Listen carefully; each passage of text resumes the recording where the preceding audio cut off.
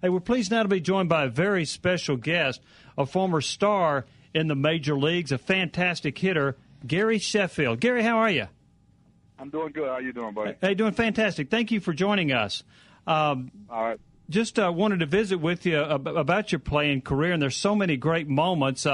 One of the few players that ever hit 450 homers and 450 doubles. You got a World Series title. You played in 9 All-Star games. Would you say in your career, if you had to pick one thing out, would it be the fact that you played on the World Series championship team? Absolutely. I mean, that's what everybody played for, and I know that I played for that. You want to be holding that trophy up at the end of the day. You go out there and grind for 8 months, and to say you're a world champion, that's the greatest feeling in the world. And I got a chance to experience that, and I never forget that moment. You won a batting title, and I think that same year you weren't that far from winning a Triple Crown. Do you consider that your best season, or was there another year that you thought might have been better? I had better seasons, but from a the standpoint of doing that for the first time, kind of introducing myself to the league and doing it at a young age, I think that was a more special season for me. As I got older and mature and understood, what I could do as a baseball player on a daily, I had better years, but from a standpoint of growing as a player and stepping in that elite, category, it had to, I put up that kind of year, and so that kind of gave me that elite status. Joe Torre said he'd never seen a player hit the ball harder than you did. What was the key? What made you such a great hitter? Well, my hand-eye coordination. I never worry about striking out. I can prevent a pitcher from striking me out, no matter who it is, and so.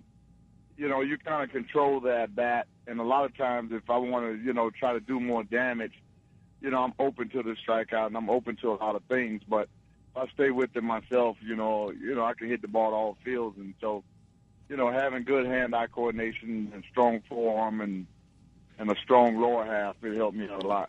Hey, Gary, this is Vince Ferrara. Good to talk to you.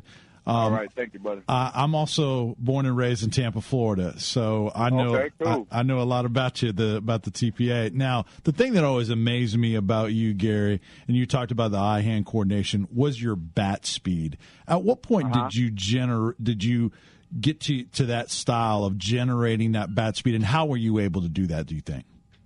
Well, I had a little, when I used to hit in high school and Little League, I had the bat tilted a little bit, but I didn't wiggle the bat that much, and I got the rookie ball, and I kept hitting balls, foul, and the wood bat just ain't feel right in my hand, and so I just started messing around with stuff in batting practice, and I started wiggling the bat, and I was goofing around, to be honest with you, and I wound up hitting the ball, like up a deck, and I tried it again.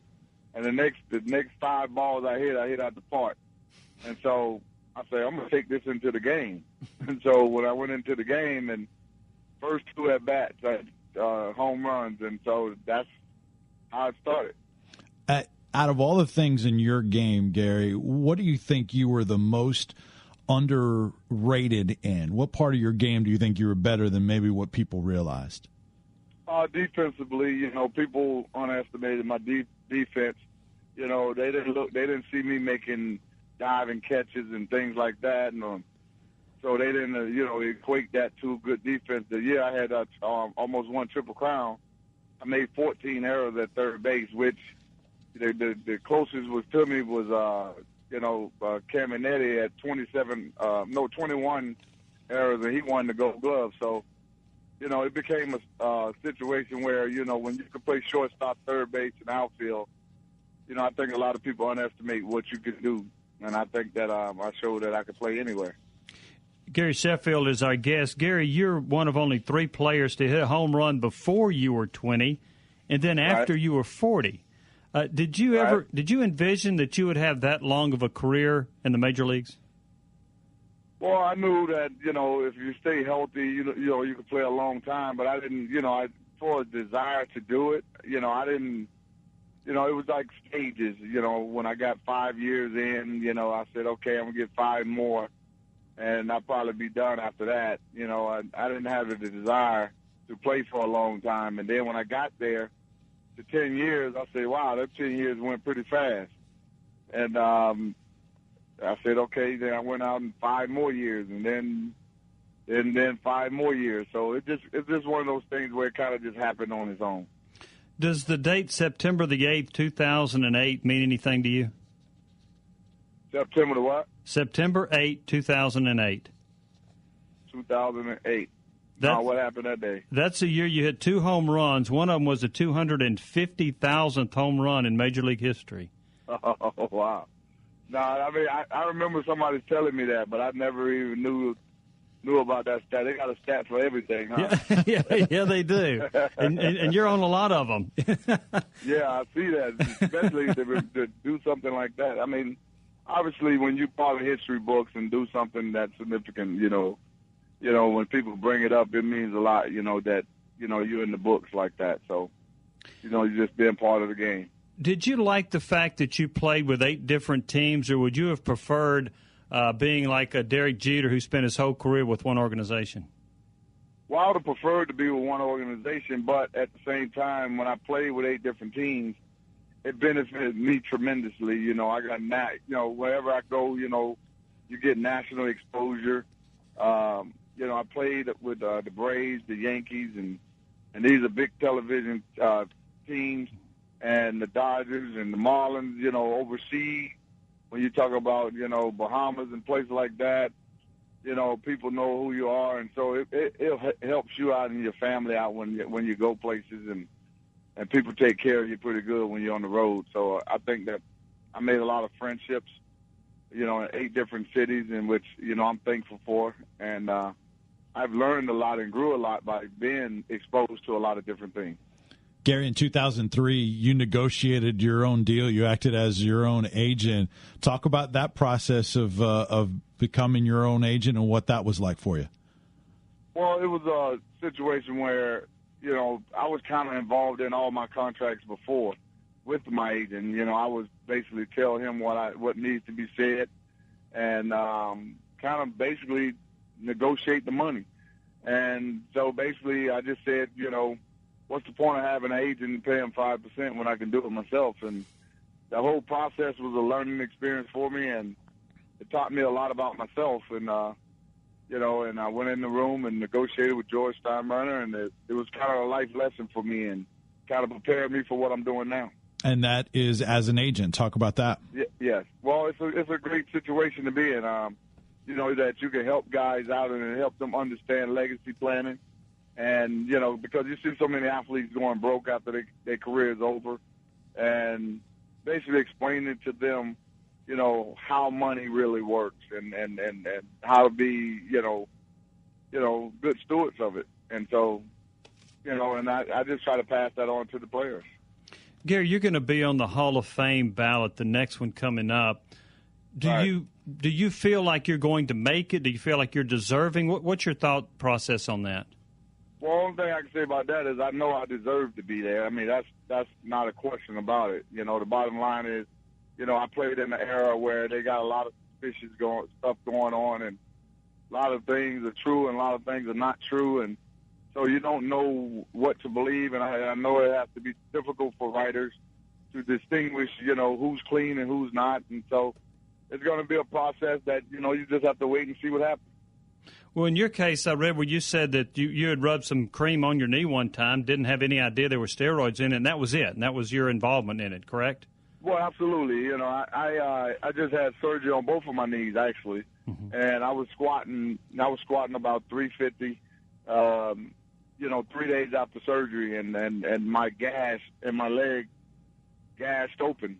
I mean, you can see where they went in there and did the surgery. It bust open, and, I just took the first thing they gave me, put it on there, wrapped it up, and got to the hospital, and they re-stitched me, and that was it.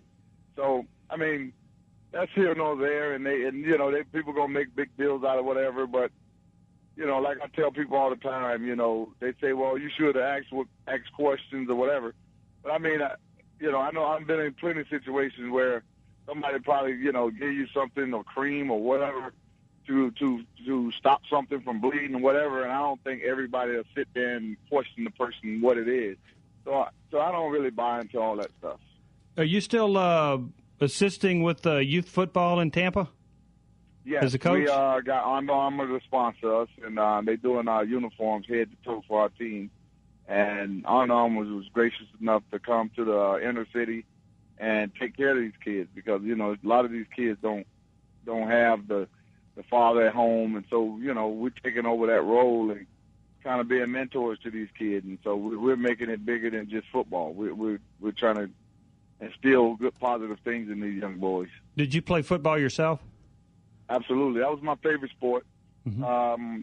You know, I love football, and baseball was just in my blood and in my family, and so that's just something that came natural to me. Gary, I want to ask you about this. You're coming to the Knoxville area.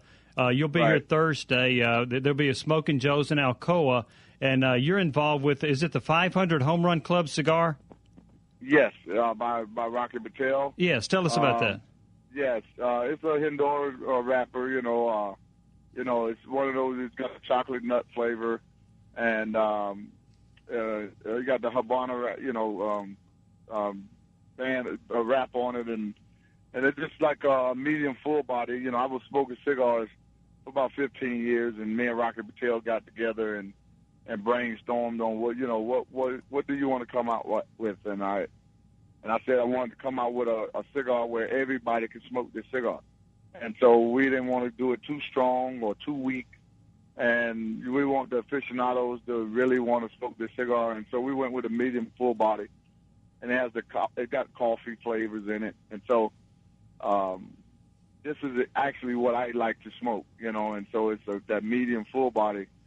And it's a great smoke. It's, you know, great pull.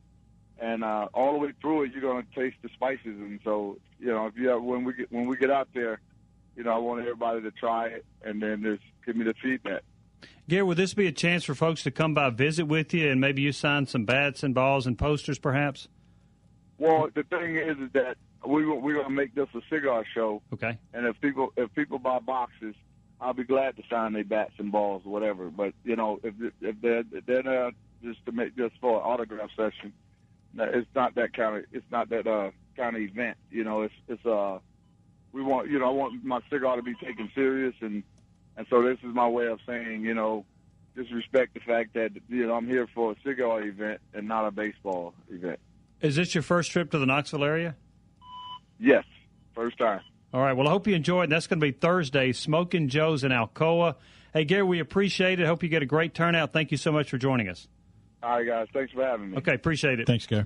Gary Sheffield, former Major League Baseball player, great credentials when you look at the numbers, and we'll see what happens with that Hall of Fame voting when he's on the ballot come the start of next year.